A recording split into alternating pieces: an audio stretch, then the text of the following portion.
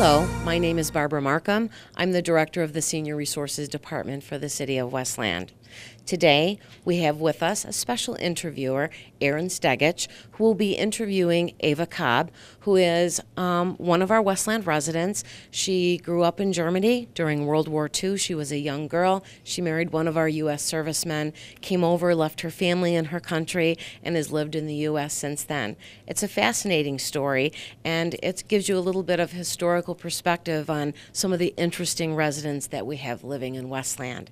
If any of you have lived through special eras during the country's history, for example, the Gulf War, the Korean War, the Vietnamese War, if you lived through the civil rights conflicts of the 60s, please call us and let us know. We'd be happy to help you share your story. Please call me at 467-3259. And for now, enjoy this first in the series of many to come.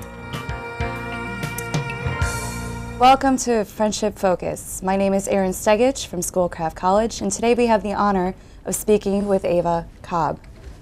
Eva, tell us your story. And I'm glad to be here and help you out with whatever you want to find out about me and my former life.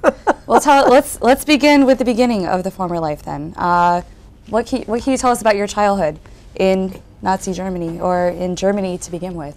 I was born and raised in Stuttgart, Germany, which is in the southwestern part, close to the Black Forest. About 3 hours train ride from Frankfurt, the major airport. And that's where I spent pretty much my life before I came to the United States in 1948, after the war was over. Okay. So what can you tell me about your childhood, since we're going to be talking today about your experience during the Second World War? What can you tell me about your childhood prior to the war? Pardon me. I was born in 1920, which was really right during the inflation, the big inflation that happened in Germany after the First World War. And my parents met in East Prussia. My father was a veteran of the First World War. And after the war, he stayed in the army to dissolve the equipment that they had and so on. That took about a year, and that's where he met my mother. But being from southwestern Germany, they moved there and started their married life there, and I was born there and lived there all my life. Okay. So what can you tell me about your fondest memories from your childhood prior to Hitler's rise to power? My father's, you say? Your fondest memories. Oh, my father's memories? Yes. He was born into a middle-class family, and after high school, he started an apprenticeship in a company, and then was drafted into the army, the war, was shipped to Belgium, and saw hard times there. And I do have a little booklet where he kept a diary on the way, on a trip there to Belgium, and he spent many months in the trenches there. On the Western Front, right? Yeah. Okay. And on the Western Front. And then they moved him to the Eastern Front, to Russia, and that's where he wound up when the war was over, and that's what took him to East Prussia. And that's how you met your mother, and that's how you moved back, and how you came to be. Okay. And then it was in Germany, like it is everywhere after the war, you just can't get things, you know. I mean, you have money saved, but you don't know what to do with it. You can't buy it. And so then, of course, pretty soon what do you call it, inflation became so strong and so bad that my father, who then got a job at a federal bank, he got paid every single day.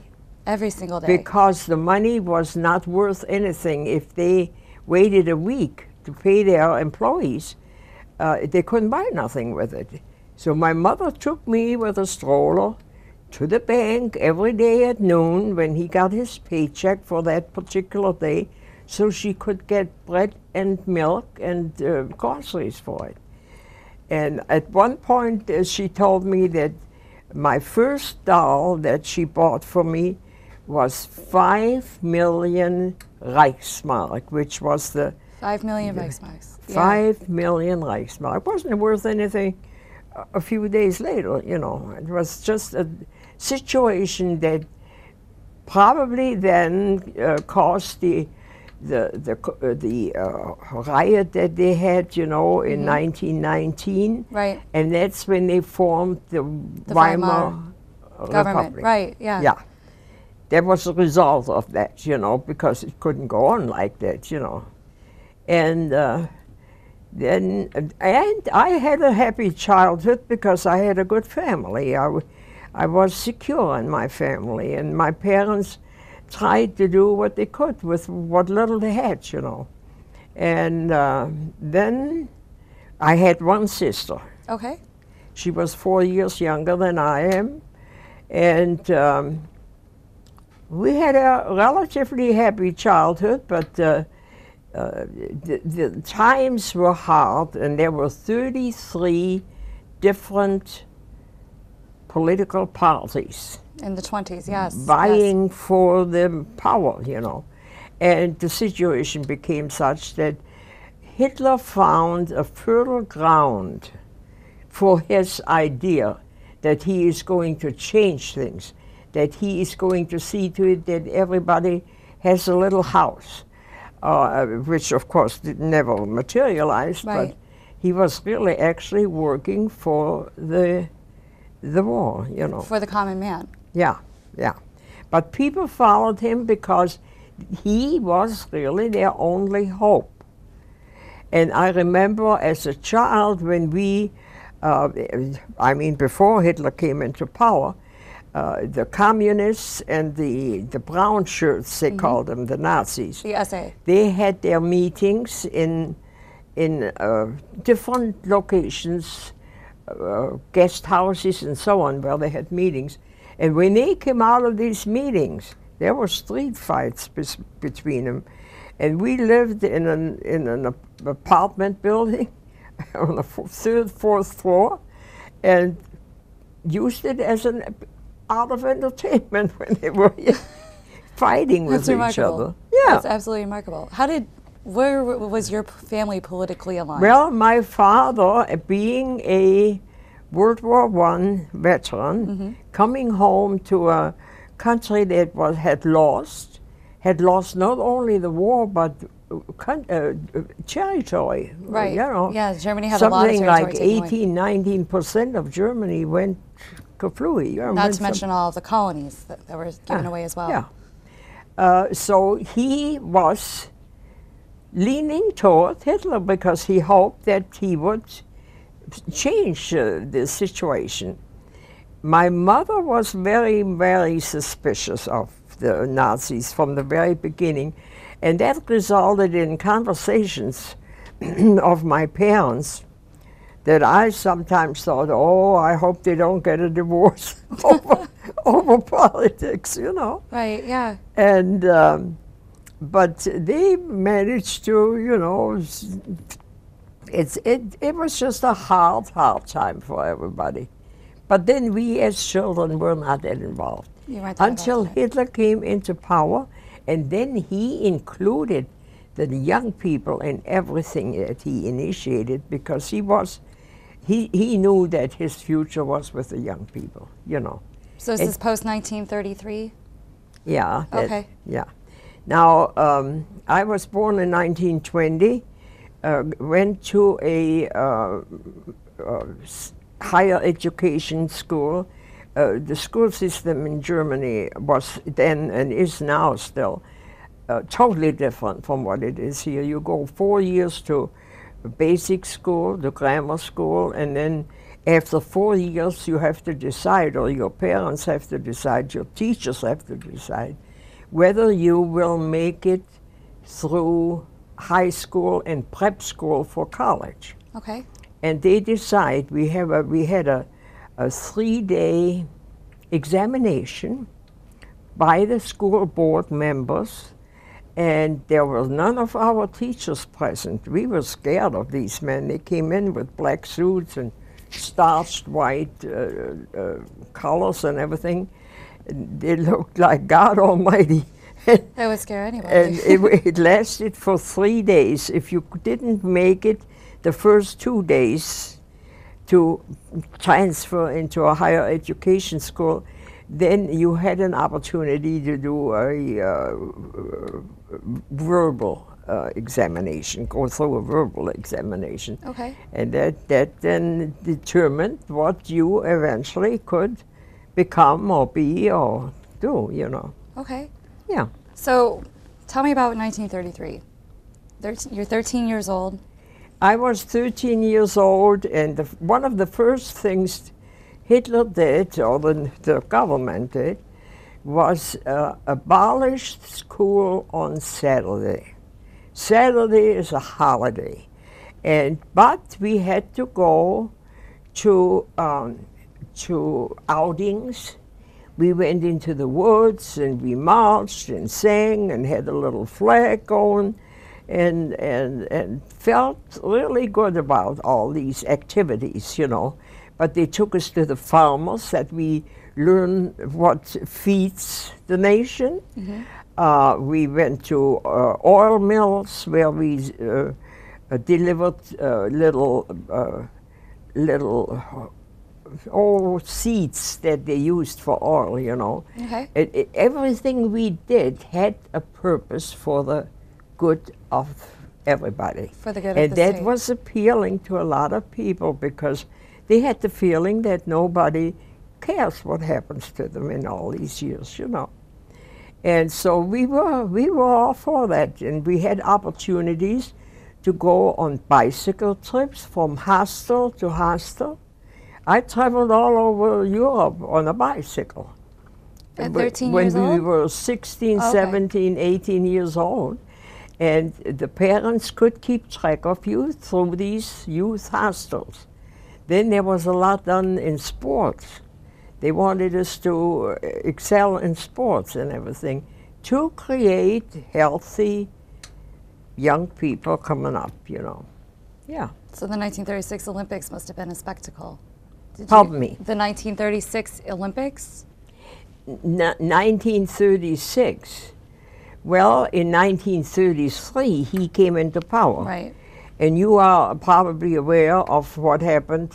Hindenburg was then, Yes. our big general Hindenburg was then in charge, and he had sort of a dictator situation.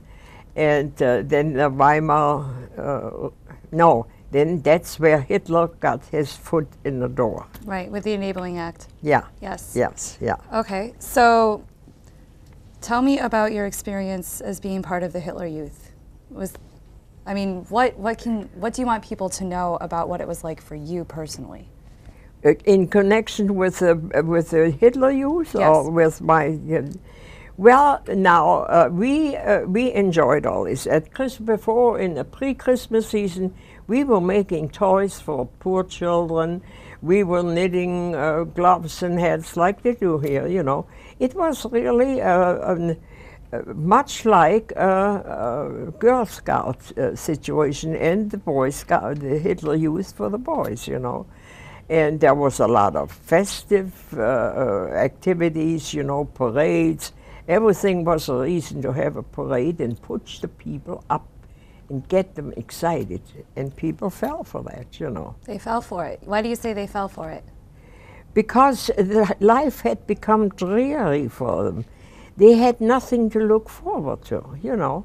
And when he did all these innovations, they thought, well, he is the man, that's the only hope we have, you know. And that's how he got a foothold in the you know. In the government? Toward the, And to the yeah, people as toward well? the people, yeah. Okay, so how did your opinion about him change, and when did that start to happen for you personally? Pretty well for my mother, who was against him from the very beginning. It didn't take very long to become critical of him. My dad defended him as long as he could, in good faith, you know.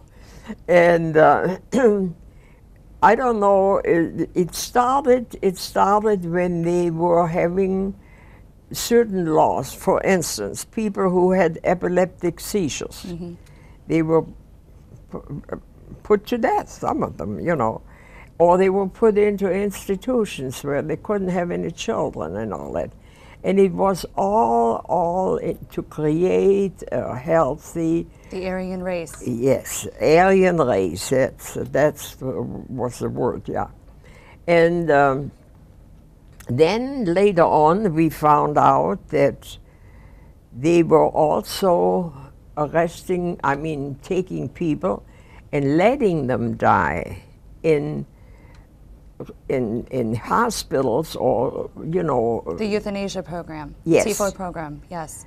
And my experience was, at that time now, I was 19 years old when the war broke out. Well, we really became suspicious of some of his activities before that. For instance, we talked to people who worked in factories. They could tell you what they were making, but not what it was for. Not the actual practical use There of what it you would be go. put for. And then people who had saved from their paychecks to have that little dream house, they found out that their money wasn't available for them all of a sudden. It was used for military equipment. You know, the jeeps and all this military And the tanks, equipment. planes, yes. And when that became public,